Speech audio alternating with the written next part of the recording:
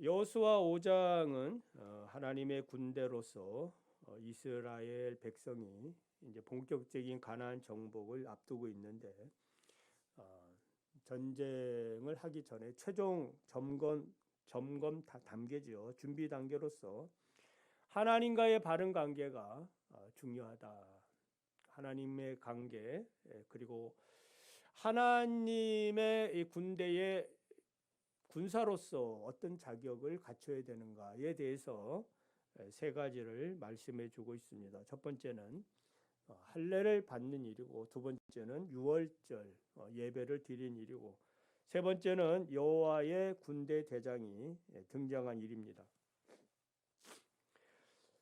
창세기 17장을 보면 이제 할례 받은 일인데요. 아브라함에게 하나님이 명령하지요. 언약의 증표로 난지 8일 되는 모든 남자 아이에게는 할례를 행하라.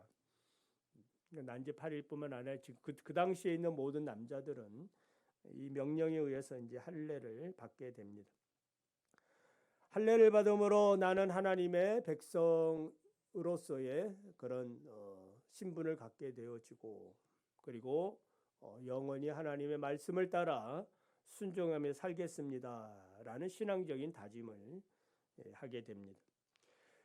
이스라엘 백성들은 애굽에서 나오기 전에 할례를 받았지만은 출애굽을 한 이후에 광야에서 태어난 자손들은 할례를 받지 못했습니다. 광야 40년 동안 방황했기 때문에 할례를 받을 수 있는 그런 영적 환경이 되지 못했습니다. 그러다가 이제 여호수아를 중심으로 이 새로운 신세대들, 앞선 부모의 세대는 다 죽고 이런 새로운 믿음의 세대들이 정말 믿음으로 요단강을 건넌 이후에 길갈에서 하나님이 할례를 행하라고 명령이 떨어집니다. 할례의 유무는 가나안 정복에 참여하는 군인으로서의 최소 자격을 말합니다. 그러니까 전문적인 훈련은 받지 못했지만은 기본적인 군사 훈련을 받아야 그 전쟁에 참여할 수 있는 거 아니겠습니까? 하나님의 군사로서 첫 번째 자격이 바로 할례다. 신약으로 얘기하면은 무엇입니까? 세례지요. 세례. 우리는 이 세례 이 신앙, 이 세 가지 신앙을 고백하는데 창조주 하나님을 믿느냐, 창조신앙, 예수 그리스도를 믿느냐, 구속신앙, 성령 하나님을 믿느냐, 성화신앙을 고백합니다. 그래서 이 신앙을 우리는 세 가지를 우리가 모일 때 주일 오전에 고백하지 않습니까? 사도신경인데, 성부 하나님과 우리의 창조에 관하여 믿는 것은 무엇입니까? 성자 하나님과 우리의 구속에 관해서 믿는 것은 무엇입니까? 성령 하나님과 우리의 성화에 관하여 믿는 것은 무엇입니까? 이 질문을 통해서 우리들은 또박또박 우리의 신앙을 고백해야 비로소 우리가 영적 전쟁에 참여하는 예수 그리스도의 선한 군사로서 살게 된다라는 겁니다. 길갈에서 할례를 받는 이스라엘 백성들을 상상해 보시기 바랍니다. 가나안의 적들은 강력한 용사들인 것은 사실이죠. 여리고 성 안에 있는 여리고 용사들도 마찬가지입니다. 강력합니다. 할례를 받고 3일째가 가장 고통을 느끼는 시간이라고 말을 하는데, 만약 이때를 이용해 가지고 여리고의 용사들이 다른 부족과 동맹을 맺고 기습해 온다면은 어떻게 되겠느냐? 공공연하게 이런 사실들을 주변의 사람들은 정탐을 통해서 스파이를 통해서 분명히 안다라고 생각이 들지요. 왜냐하면은 매우 민감한, 지금 저 이스라엘 중동 이렇게 전쟁이 일어나는데 민감하지 않습니까? 전 세계가 주목하고 있는 거예요. 자기들의 정보망을 통해서 가장 최신 정보를 입수하려고 애를 쓰고 있습니다. 그런데 주변에서 모른다. 저 이스라엘 백성들이 길갈에서 드러누워서 지금 할례를 받고 있다. 모를 리가 없죠. 자, 기습적으로 공격해 온다면 속수무책이고 제대로 싸워보지도 못하고 이제 한꺼번에 전멸당할 수 있는 그런 위기예요. 그런데 하나님께서는 이러한 그 모험을 즐겨 하시는 것 같아요. 해볼 테면 해봐라. 그래, 한번 해볼래? 완전무장 해제해놓고 공격해 오라는 거죠. 하나님은 그런 분이심을 믿으시기 바랍니다. 적들이 보는 눈앞에서 세상 말로 하면은 똥배짱을 부리고 있는 거죠. 똥배짱은 아니고 믿음의 배짱인 줄 믿으시기 바랍니다. 믿음의 배짱을 보이고 있는 거예요. 여러분에도 이런 믿음이 있기를 바랍니다. 두 번째는 유월절을 지킨 일입니다. 여호수아 4장 19절 20절을 보면 요단을 건넌 시기에 대해서 기록이 되어 있어요.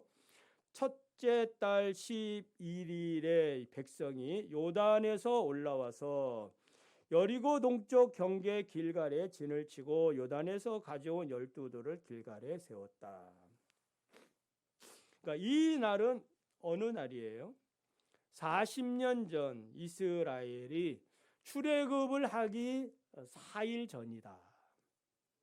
이 날이 요단을 건너서 길갈에 딱 도착한 이 날은 무슨 날이다요? 출애굽 4일 전이에요. 그러니까 출애굽 4일 전에 무슨 일이 있습니까? 이게 중요한 거예요. 그것이 알고 싶다. 여러분은 잘 아실 줄 믿습니다. 무슨 일이 있었죠? 4일 전에 무슨 일이 있었어요? 유월절 어린 양을 선별해서 골라가지고 이제 간직하는 그 날이에요. 그리고 4일 동안 이렇게 지켜보다가 14일 저녁에 유월절 행사를 하게 된다. 그러니까 하나님께서는 놀라운 자신의 섭리를 통하여 자신의 유월절을 지키도록 했다 이 말이에요. 왜 하나님 왜 그 요단강이 범람할 그때에 왜 건너게 하십니까? 축복도 있다고 했지요. 그때 건너야 그 요단강 해변에 있는 모든 곡식들 이제 만나는 이제 그치고 그 곡식을 먹게 되는 엄청난 그러한 그 보고가 거기 있는 거예요. 그러니까 뭘 준비하는지 우리는 몰라요. 모르지만 믿음으로 순종하면 하나님이 예배해 놓으신 놀라운 축복이 여러분에게 준비해 놓은 줄 믿으시기 바랍니다. 그래서 유월절 어린 양을 이제 4일 동안 간직했다가 14일 날 이제 해질 때에 그 양을 잡고 그 피를 양의 그 양을 먹는 그 집에 그 좌우 문설주 임방에 바르고 고기는 구워서 먹고 무교병과 쓴나물과 함께 먹고 고기는 남기지 않고 다 먹고 남은 것이 있으면 태워야 되는 것이 유월절 규정이에요. 이렇게 할 때에 죽음의 사자가 어떻게 됐어요? 다 넘어갔다 이 말이에요. 재앙이 넘어가는 거예요. 오늘 우리가 드리는 예배가 이런 축복의 예배가 되길 바랍니다. 모든 재앙이 다 넘어가는 거예요. 그래서 이스라엘이 요단강을 건너 길갈에 도착한 날이 바로 유월절을 준비하는 날이고 이 날을 통해서 우리 하나님은 이제 40년 만에 뭐 한 거예요? 이 유월절. 물론 이제 그 광야에서 한번 유월절을 시내산에서 지키긴 지켰지만 그 후로는 지킨 적이 없잖아요. 하나님이 이러한 놀라운 섭리를 하셨다라는 겁니다. 가나안 전쟁을 앞두고 유월절을 지킨 이유는 무엇 때문이에요? 다시 한번 역사를 회고하는 거죠. 하나님의 그 전적인 구원의 은혜로 너희들이 애굽에서 구원을 받았다. 그러니까 동일한 의미가 있는 거죠. 이 가나안의 모든 전쟁은 누가 하겠다는 거예요? 내가 하겠다. 하나님의 구원과 은혜를 전적으로 신뢰하라, 사모하라 라는 그러한 의미가 담겨져 있습니다. 그래서 이 약속의 땅 가나안은 하나님의 전적인 은혜와 축복으로 주어지게 되는 것이고 이 하나님이 주실 놀라운 축복을 바라며 뭐 하는 거예요? 하나님의 백성들은 모여서 예배하는 겁니다. 하나님을 찬양하고 하나님을 경배하는 거예요. 예배의 참된 의미라고 볼 수 있어요. 오늘 우리가 모여서 예배 드리는 거 이런 믿음으로 드리시길 바랍니다. 우리가 세상 가운데 또 한 주간 살아갈 때 무슨 어려움을 만날지 모르지 않습니까? 그렇지만 동일하신 하나님, 어제나 오늘이나 영원토록 변함이 없는 그 하나님이 우리에게 반드시 구원의 복을 내려주시고 모든 적들, 우리 앞에 다가오는 수많은 적들을 정복해 주실 것이다 라는 믿음을 가지시기 바랍니다. 세 번째는 여호와의 군대 대장이 오신 일이에요. 우리가 읽은 본문이죠. 여호수아로 대표되는 이야기지만은 이거는 가나안 전쟁을 수행하는 진정한 수행자, 가나안 전쟁을 이끄는 주체자가 누구냐? 그 형식적으로는 여호수아가 지도자로 등장하지만 그러나 그 배후에는 누가 있는 거예요? 하나님이. 그래서 실제적인 전략을 이제 설명해 주고 있습니다.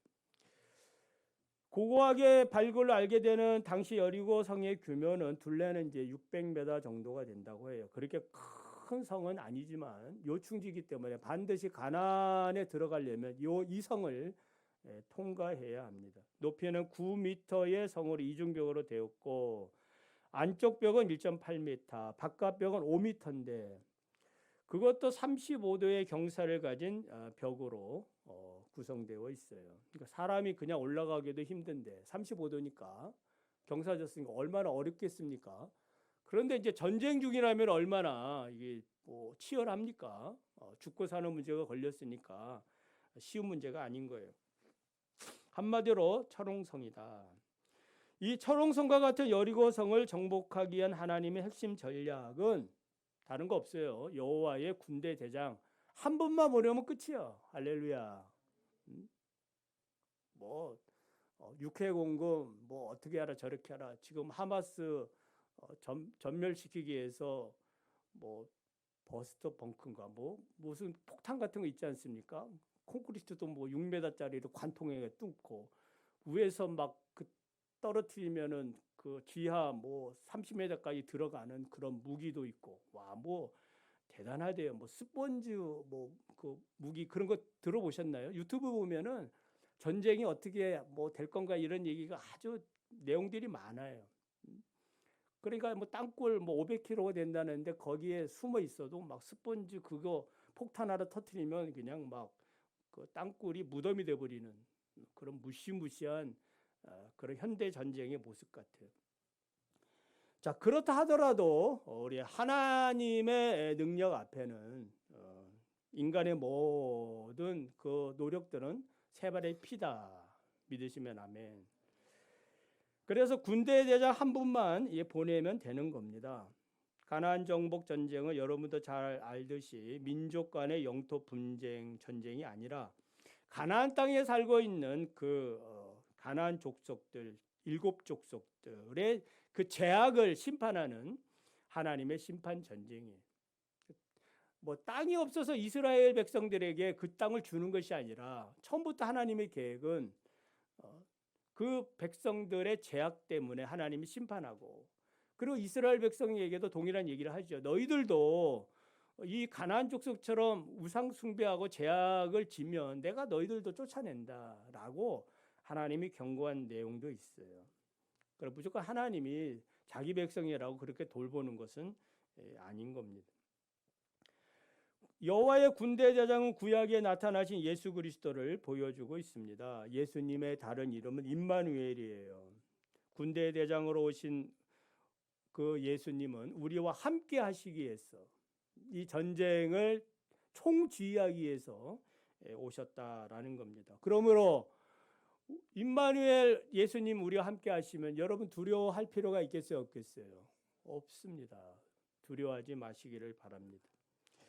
여호와의 군대 대장이 여호수아에게 나타난 시점은 여호수아가 백성을 이끌고 여리고에 가까이 이르렀을 때예요. 이제 가나안 전쟁을 시작할 시점이었다 이 말입니다. 왜 여호와의 군대 대장이 여호수아 앞에 나타났을까? 그래서 실제적인 전쟁의 승리 비결 두 가지를 말씀하고 있습니다. 첫째는 말씀을 잘 들어야 된다. 여호수아에게 얘기하는 거죠. 이 말은 곧 우리에게 하는 말이 말씀을 잘 들어라. 한번 따라해 봅시다. 말씀을 잘 듣자. 하나님의 말씀을 잘 들어야 돼요. 13절을 보면은 여호와의 군대 대장이 여호수아 앞에 서 있는 모습을 주의 깊게 관찰해 봐야 됩니다.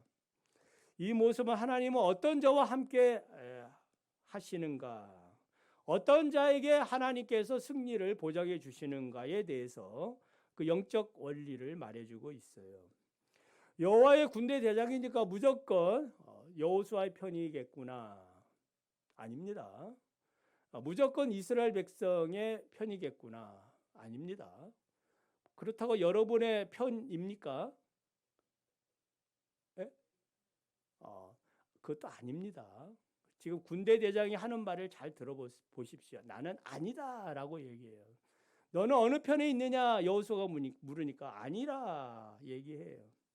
그리고 이 여호와의 군대 대장은 어떤 모습을 하고 있어요? 여호수아를 향해 여호수아 앞에서 칼을 들고 있는 모습이에요. 만약 여호수아의 편이라면 어떤 모습을 해야 되겠습니까?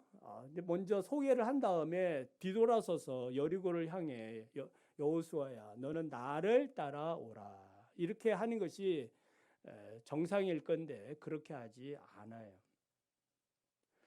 여러분 그 사무엘상을 보면은 블레셋과 전쟁할 때, 이제 블레셋이 지금 저기 그 팔레스타인 아닙니까? 이제 블레셋과 전쟁할 때에 그 엘리의 두 아들 홈리와 비누아스가 어떤 전쟁을 하는 거예요? 언약궤를 앞세우고 전쟁을 하지 않습니까? 블레셋과. 그러면은 생각할 때, 야, 이 블레셋 사람들은 믿음이 있는 것 같아. 야, 우리 죽었다, 큰일 났다, 저 언약궤가 앞서온다, 여호와의 신이 앞서 싸우신다. 그런데 실제로 전쟁을 해보니까 이 사람들 죽기 살기로 싸우는 거야. 죽었다고 생각하고 실제로 싸워보니까 뭐 한 거예요? 자기들이 이겼거든. 이스라엘이 패한 이유는 무엇이에요?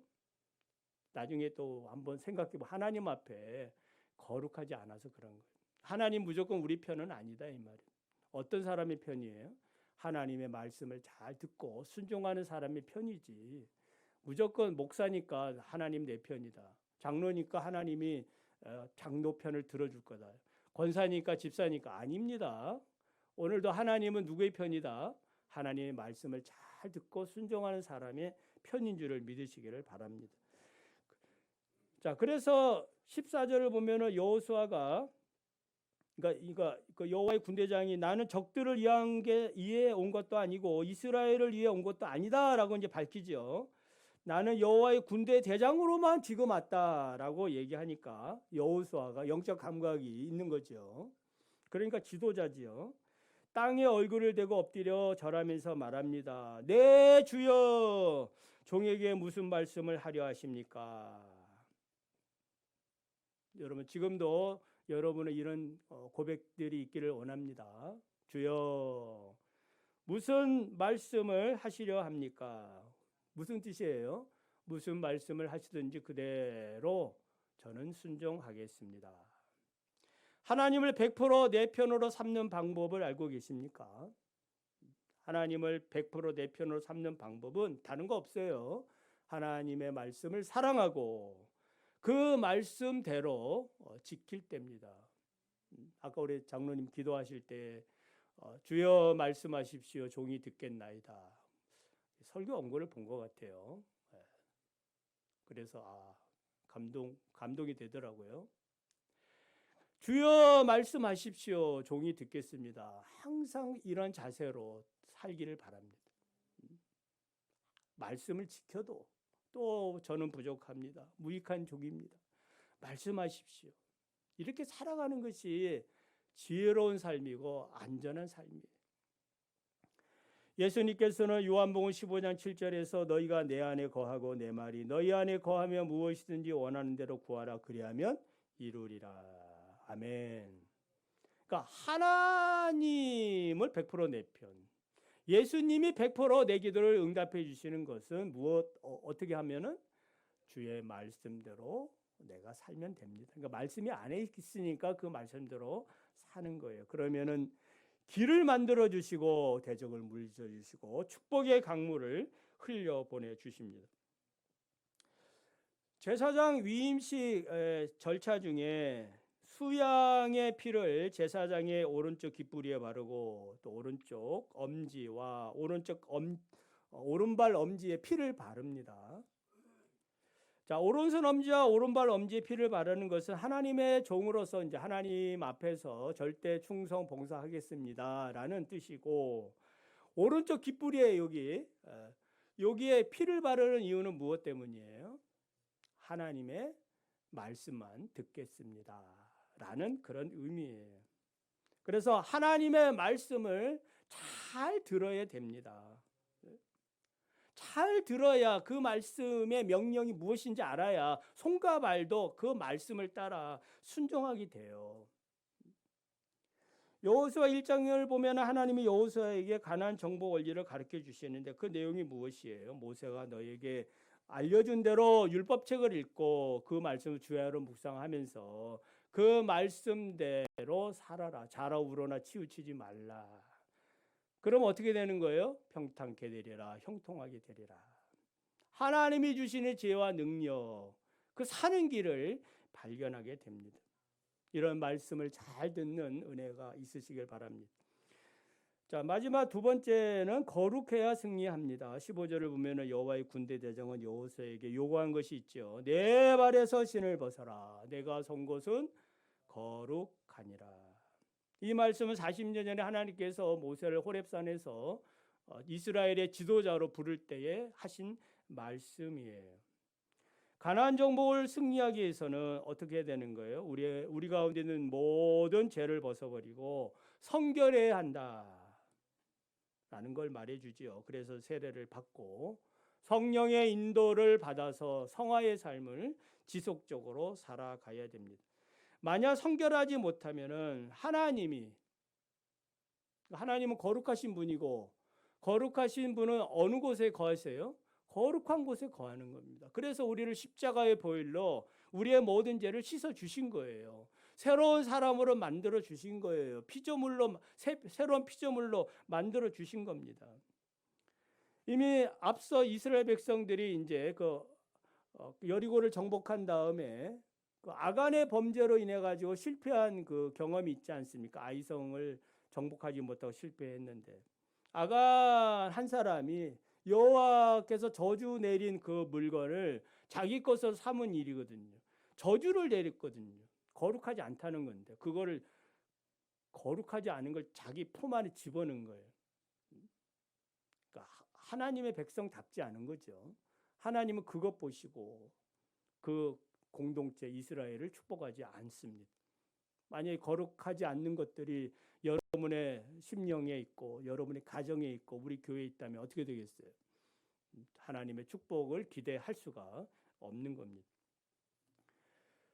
오늘 우리는 그리스도의 군사로서 불의한 세력과 영적 전쟁을 수행하는 일에 있어서 이러한 그 죄의 더러움을 벗어버리는, 죄의 신을 벗어버리는 성결한 삶을 살아야 됩니다.